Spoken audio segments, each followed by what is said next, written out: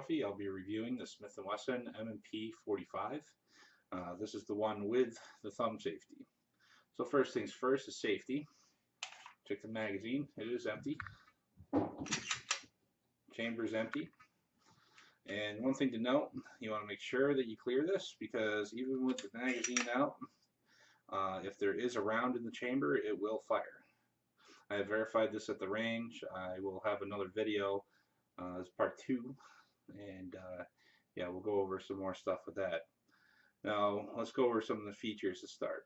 When you start off with the safety, so it says a jointed trigger, so there's a top and a bottom piece, a little hinge on it. So if it's only pulling part of the trigger, it won't pull. That's kind of handy, so if it gets tagged up on something when you're drawing, it's not necessarily going to fire. You need to pull both sections of the trigger at the same time for it to fire. Any Glock fans are very familiar with that as well.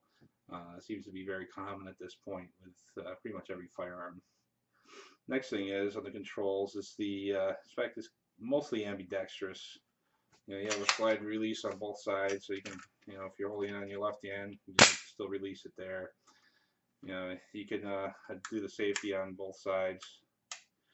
But the magazine release, unlike some other competitors, it's only on the right side. So you want to drop your magazine, although it drops really quick, it's only on one side. So if you're going to try to use this for left-handed, there are mods where you can flip this. Actually, I believe you can flip the one that it comes with, and that's kind of nice as well. As always, it's a stainless steel body. This one happens to be coated in malachite. Barrel's coated in malachite, and that means it's going to be very durable. Wears like glass. Well, basically is glass. The tritium sights are really nice too. They have the little white dots there. They glow in the dark. So if it's at nighttime and you're trying to defend yourself, you don't have to have. You can see where the dots are, because that's a big complaint with most defense guns, is you can't see where you're aiming if it's too dark, because you can't see your sights. The next thing that Smith & Wesson does, they give you this little tool, which comes out of the bottom here. It's kind of a pain sometimes, but you'll notice it's the same size as all the pins where you'd release your trigger groups, which is good for complete maintenance. I mean, you really can take this completely apart without any other tools. You see this thing here comes apart pretty quick. You get your guide rod with your mainspring. See, this one's fed this gun for a couple years. Starting to get a little bit of wear. It's not too bad though. So I'm nowhere near where it's going to get a runaway gun.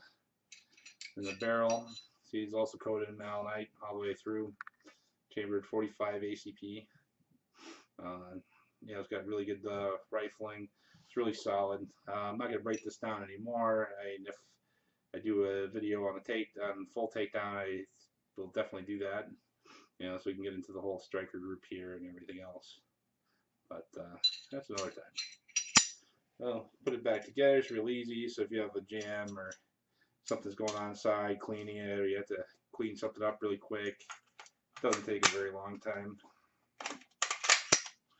And then you're pretty much back together.